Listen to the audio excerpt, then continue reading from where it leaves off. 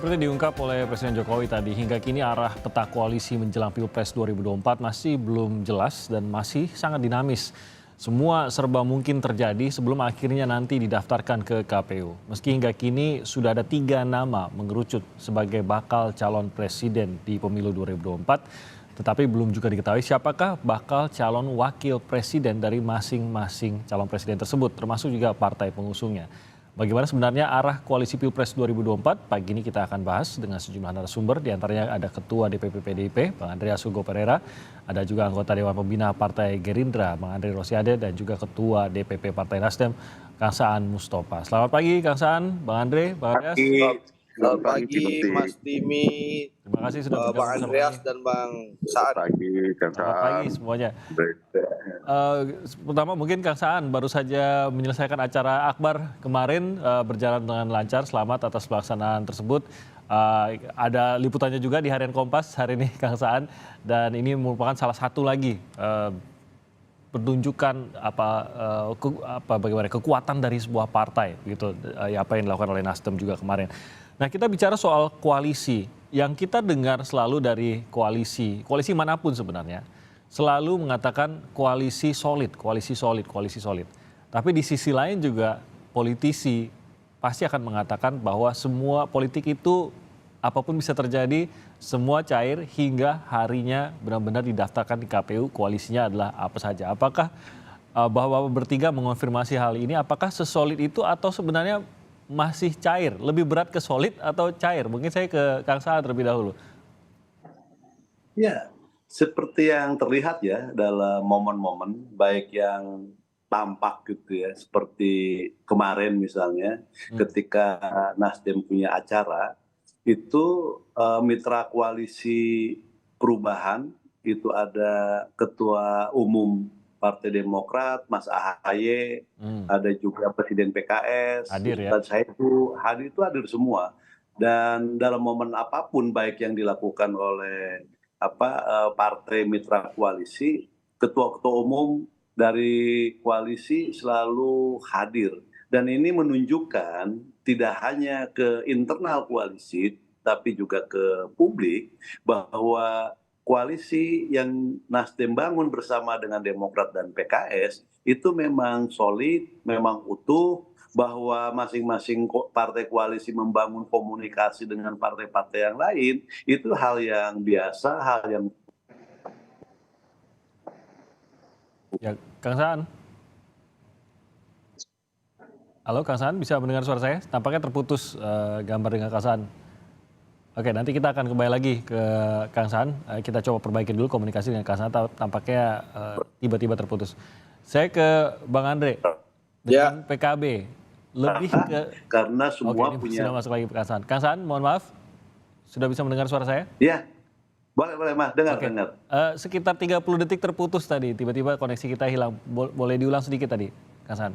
Jadi gini, saya ingin tegaskan bahwa koalisi antara Nasdem, Demokrat, dan PKS solid dan tetap utuh dan berkomitmen dan mendaftarkan Mas Anies dari bakal calon presiden itu menjadi calon presiden pada Oktober yang akan datang.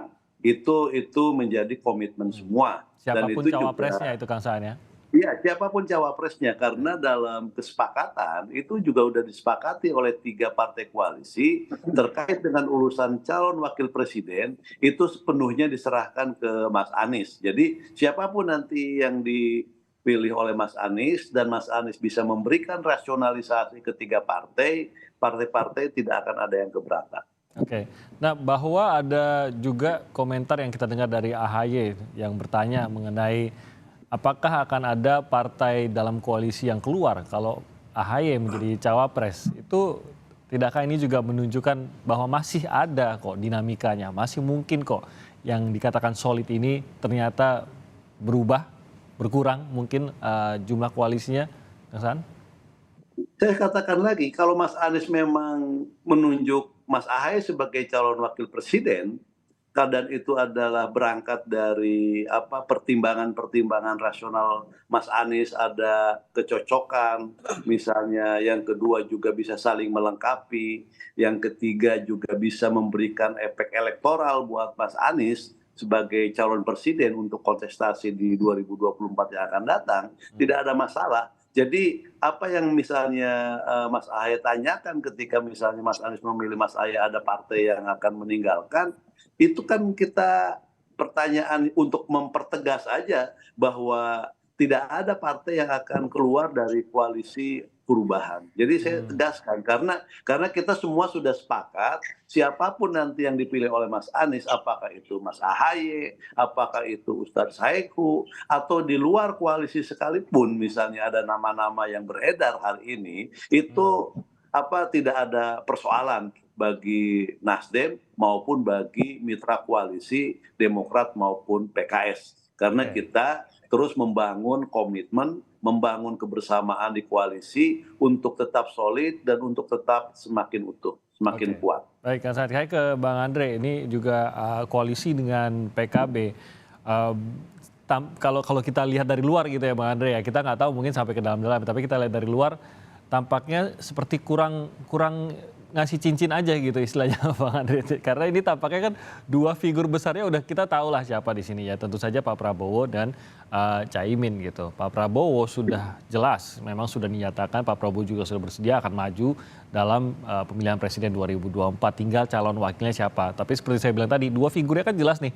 Koalisi yang solidnya ini kan sudah jelas juga antara PKB dan Gerindra, sudah punya sekretariat bersama, sudah punya nama besar bersama gitu.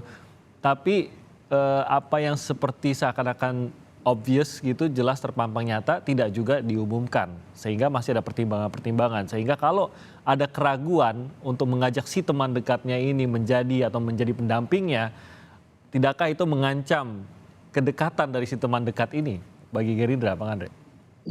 Ya, jadi gini Mas Timi, bahwa memang dalam piagam kerjasama Partai Gerindra dan PKB yang ditandatangani tanggal 13 Agustus tahun 2022 itu berbunyi, dituliskan bahwa Capres dan Cawapres akan diputuskan dan diumumkan bersama-sama oleh Pak Prabowo dan Gus Muhaimin. Jadi memang Cawapres, kandidat terkuat Cawapres Pak Prabowo sampai hari ini, pagi ini kita bicara, saya sampaikan adalah Gus Muhaimin. Itu satu. Yang kedua, Gus Muhaimin adalah figur atau tokoh yang menentukan.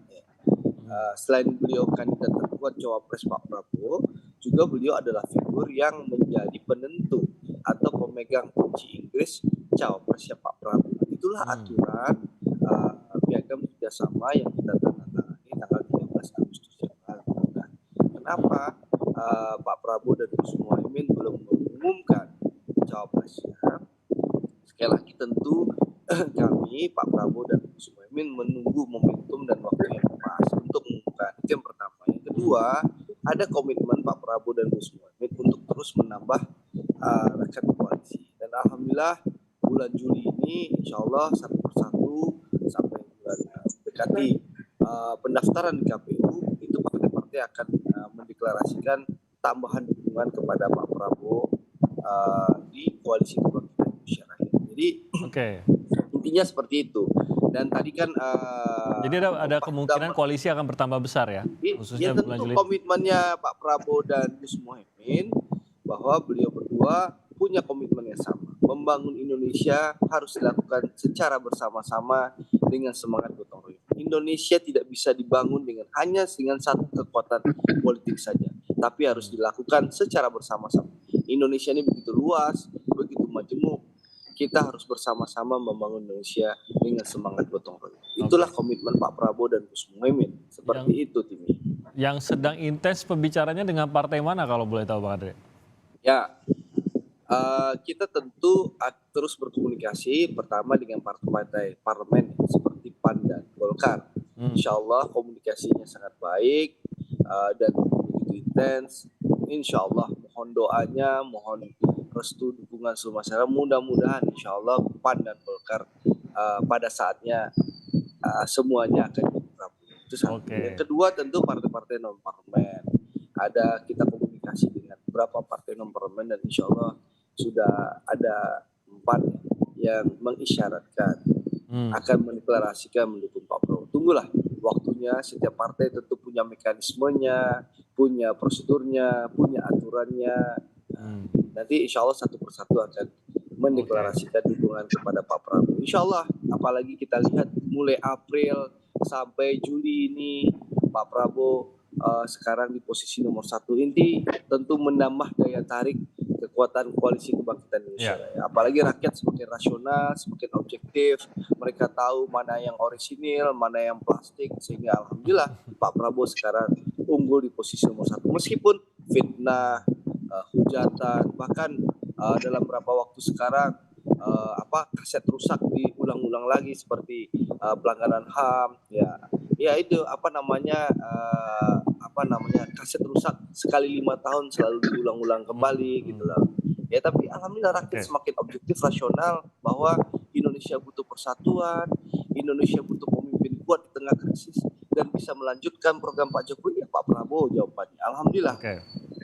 Nah, saya pikir tadinya sebenarnya Golkar kan lagi akrab sama Nasdem juga nih, tapi ternyata akrab juga sama Gerindra ya. Jadi kita lihat nanti mungkin ya ke arahnya akan kemana atau bertahan tetap di koalisinya.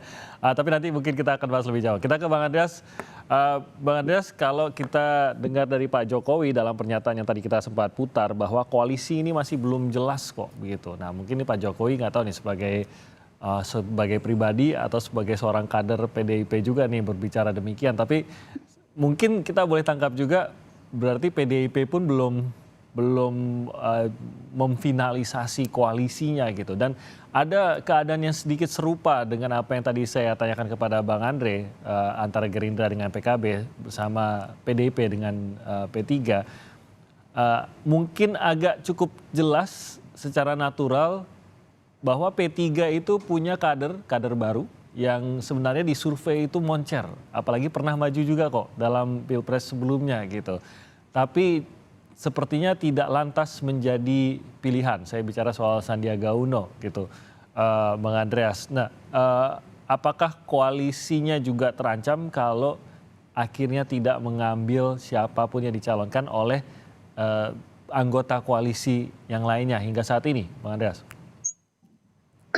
Ini Timothy, dari sejak awal kan di PDI Perjuangan bersama dengan teman-teman yang partai-partai yang ikut terlibat, kita tidak bicara soal koalisi itu, tapi kita bicara soal membangun kerjasama, membangun pandangan yang sama tentang bagaimana memenangkan kontestasi Pilpres. Nah itu satu hal gitu. Berkaitan dengan proses kontestasi menuju 2024 ini, kan kita lihat dari jauh, bahkan dari setahun, hampir 2 tahun yang lalu kan kita sudah banyak mendiskusikan ini. Kalau saya perhatikan gitu ya, artinya pertama kunci pembuka pertama itu kan ada di calon presiden.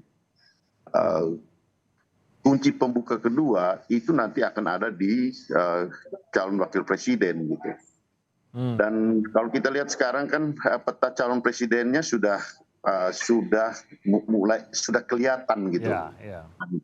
Kontestasi yang sekarang dengan dinamika yang sekarang berjalan. Meskipun itu belum pasti juga gitu. Makanya Pak Jokowi mengingatkan itu gitu.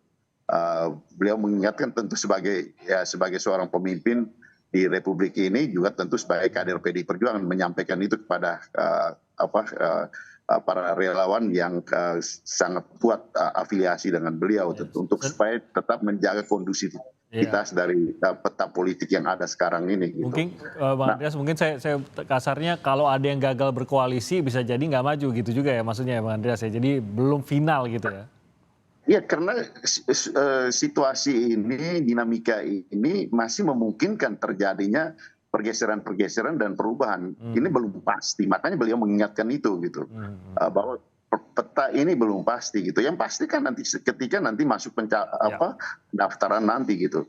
Nah sehingga ya dalam hal ini tentu saya harus katakan bahwa Pak Jokowi dari PDI Perjuangan kan kita lihat gitu, banyak ada beberapa teman-teman partai dan atau yang sudah memutuskan kerjasama dengan PDI Perjuangan, tapi juga kita membangun komunikasi dengan teman-teman dari partai-partai yang lain gitu, yang sekarang belum memutuskan untuk bergabung dalam kerjasama yang sudah dibangun ini gitu. Nah, untuk melihat kemungkinan yang terjadi gitu. Dan kemudian ya tentu dan semua kan mempunyai jago masing-masing untuk dipasangkan dengan Mas Ganjar. Dan tetapi pilihannya kan satu gitu. Pilihan kan kemudian cawapres itu hanya satu yang harus diputuskan.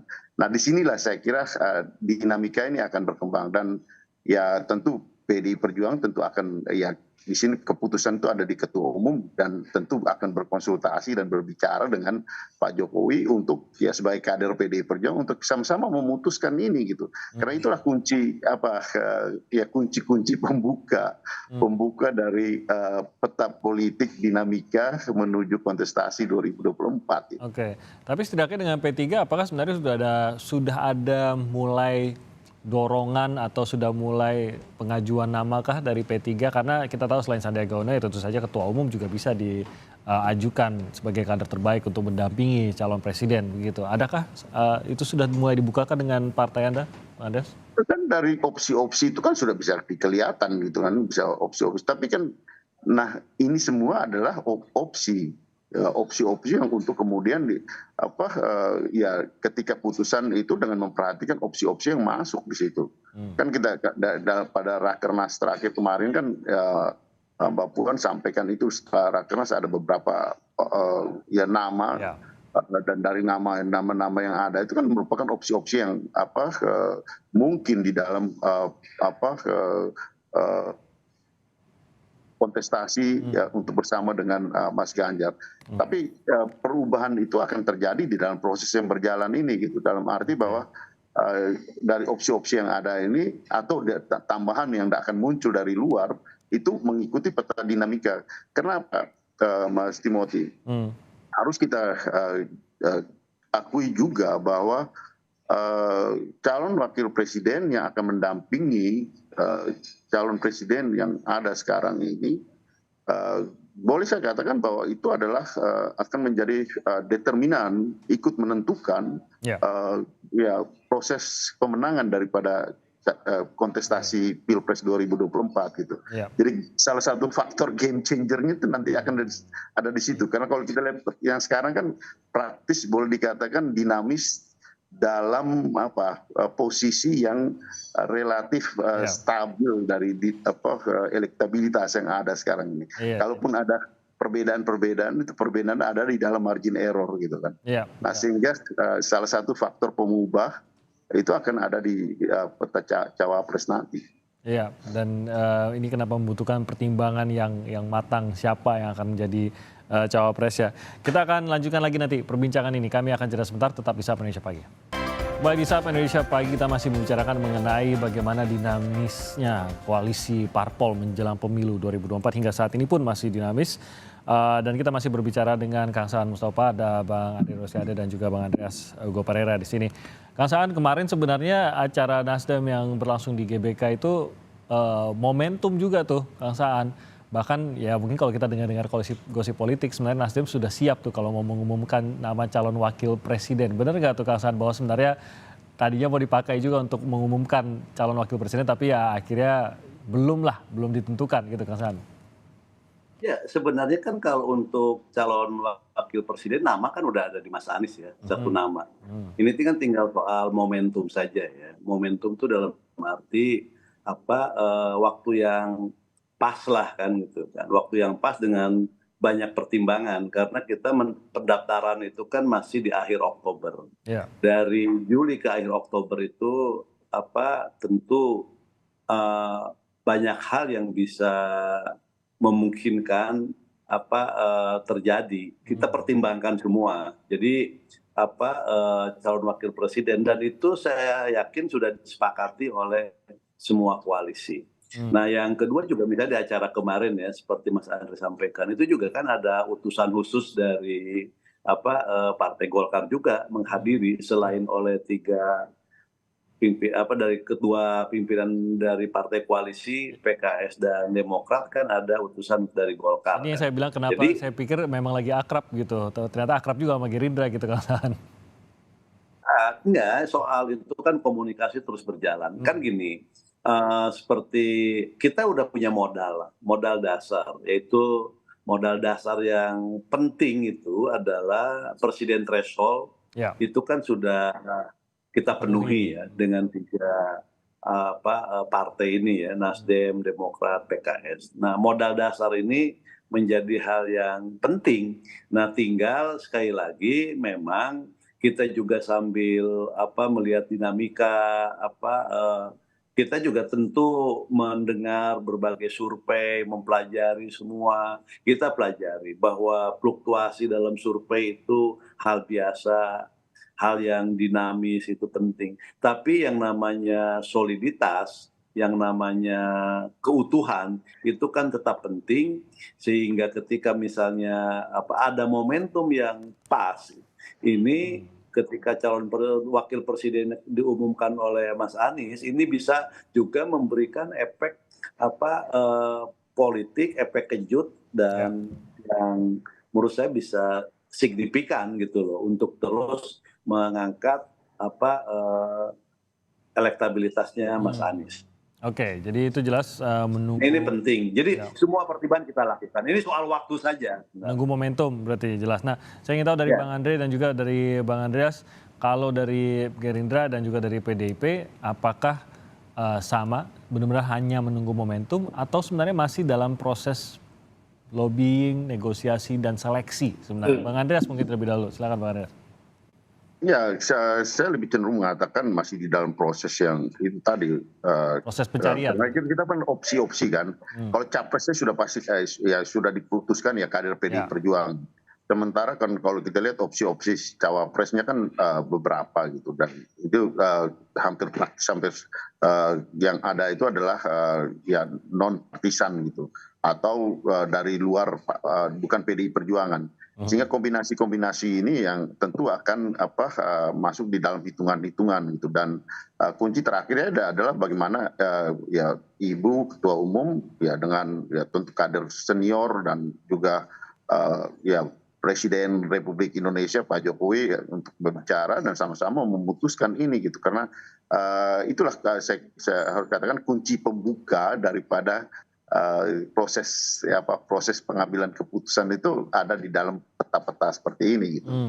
Tapi Anda percaya bahwa keputusannya ini belum diambil lah ya, belum final berarti, masih dalam proses penentuan ya, bukan hanya tinggal menunggu momentum pengumuman.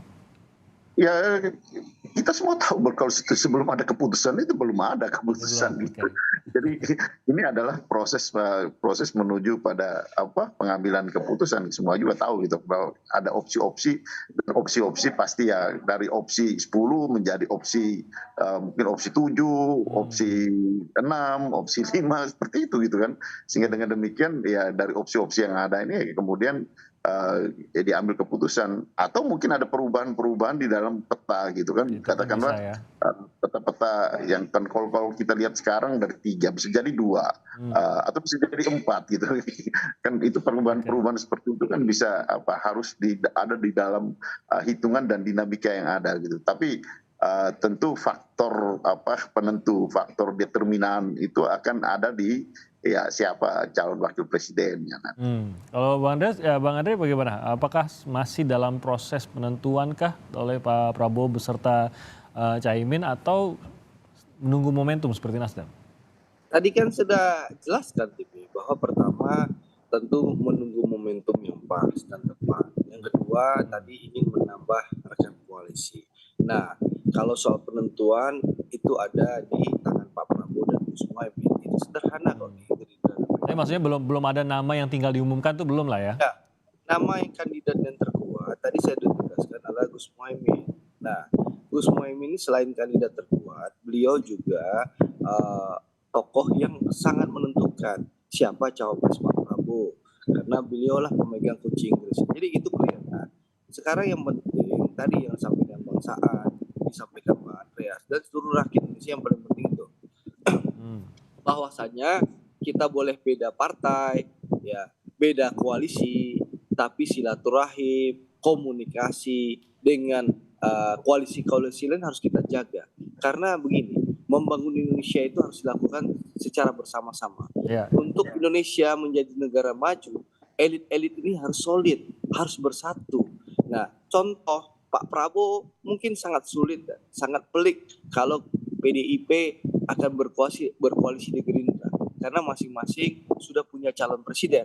PDI punya calon presiden Mas Ganjar, kami calon presidennya Pak Prabowo. Tapi komunikasi terus dibuka. Insya Allah dalam waktu dekat Bu Mega dan Pak Prabowo akan bertemu, bersilaturahim. Nah itu juga Pak Prabowo sudah bertemu dengan Bang Surya, Pak Prabowo ketemu dengan Pak SBY, Pak Prabowo ketemu dengan tokoh-tokoh partai lain. Meskipun kita beda koalisi, beda calon presiden. Ini yang paling penting. Sehingga pemilu 2024, Timi, meskipun kita masih menunggu kepastian koalisi yang disampaikan judul Kompas, kepastian cawapres, tapi yang harus kita jaga, pemilu 2024 itu jauh dari polarisasi. Pemilu 2024 itu harus kita laksanakan dengan riang dan gembira. Itu yang diinginkan oleh Pak Prabowo, selalu berulang-ulang kali menyampaikan kepada kami agar memastikan pemilu 2024 ini dilaksanakan dengan riang dan gembira. Elit-elit ini harus terus bersatu, terus bersama-sama, meskipun kita berbeda pilihan. Karena apa? Dengan elit bangsa Indonesia ini bersatu, insya Allah Indonesia akan menjadi negara maju. Seperti itu, Timi. Itu juga penting. Di luar kita menunggu cawapres ini siapa. Tadi seperti digambarkan Kang Saan bahwa memang dalam politik ini seringkali menunggu momentum yang pas gitu. Pas ada waktu yang mungkin bisa memaksimalkan dampak dari sebuah pengumuman gitu atau dari sebuah keputusan dan partai. momentum yang pas itu Timi, siapa tahu perkembangan dinamika terus berjalan, ternyata Pak Prabowo misalnya surveinya sudah tembus di atas 42-43%, lalu mungkin Mas Ganjar hanya 35-36%. Bisa saja akhirnya Prabowo Ganjar diusulkan. Oh masih membuka itu ya? Kalau Mas Ganjar mau jadi calon wakil presidennya Pak Prabowo.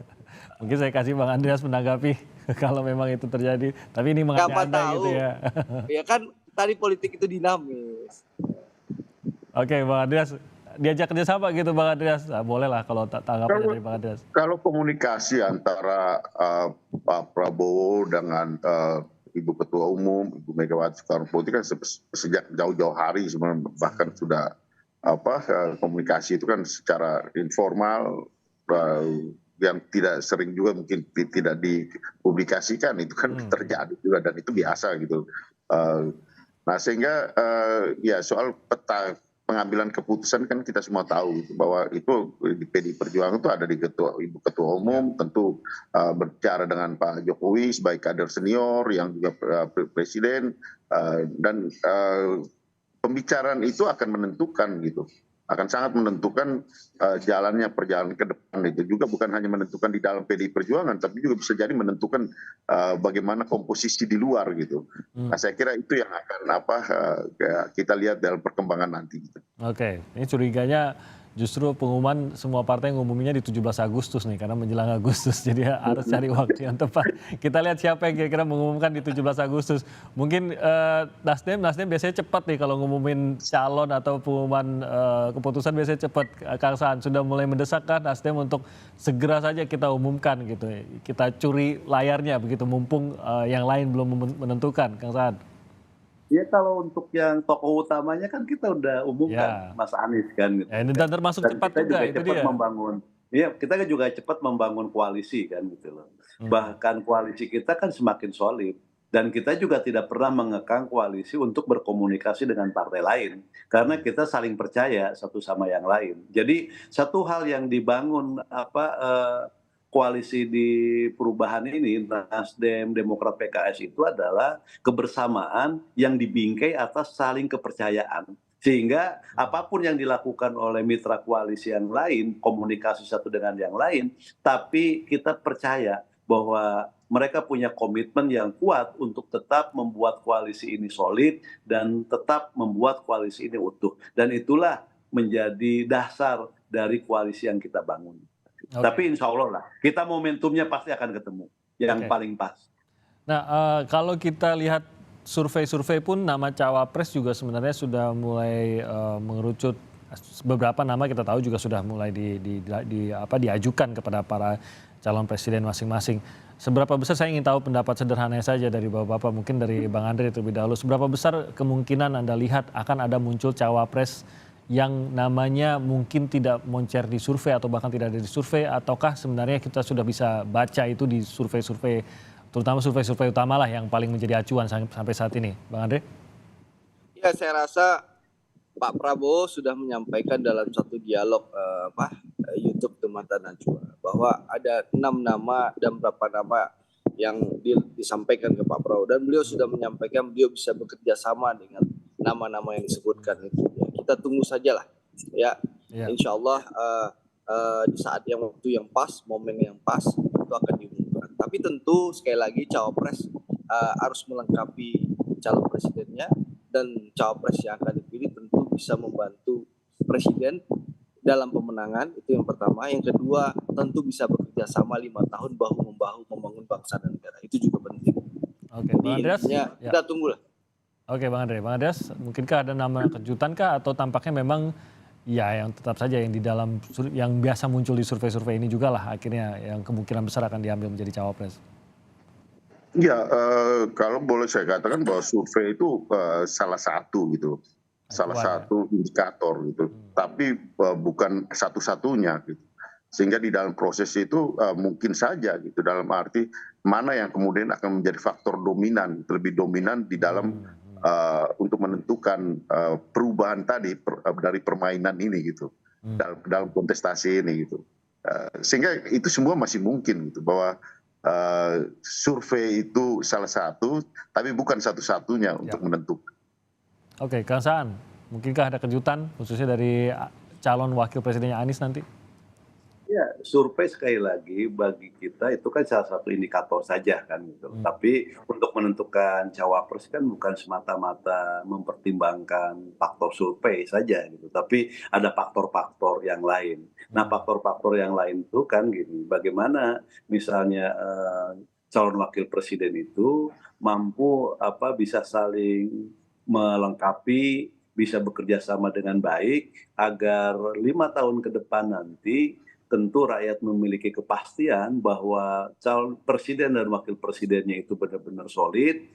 Yang kedua, dia bisa saling melengkapi untuk membangun Indonesia ke depan ini. Jadi sekali lagi, survei tetap menjadi faktor pertimbangan, tapi di luar survei untuk calon wakil presiden ada faktor-faktor pertimbangan yang lain. Jadi mungkin saja muncul nama-nama yang memang juga bisa saja kemungkinan itu kan selalu ada. Jadi tidak hanya mereka yang populer tapi kemungkinan di luar yang tidak pernah dilihat oleh publik itu juga tentu kemungkinan itu selalu terbuka. Iya, bergantung juga pada calonnya. Apa yang kurang dari calon presidennya itulah yang mungkin akan ikut menentukan siapa calon wakil presidennya, dan apakah itu nama pernah muncul di survei atau tidak. Bisa jadi apapun bisa terjadi gitu. Baik. Terima kasih banyak atas waktunya, Kang Saan, Bang Andre, Bang Andreas. Terima kasih atas waktunya di Sapa Indonesia Pagi. Kita jumpa lagi dalam kesempatan lain. Salam sehat semuanya.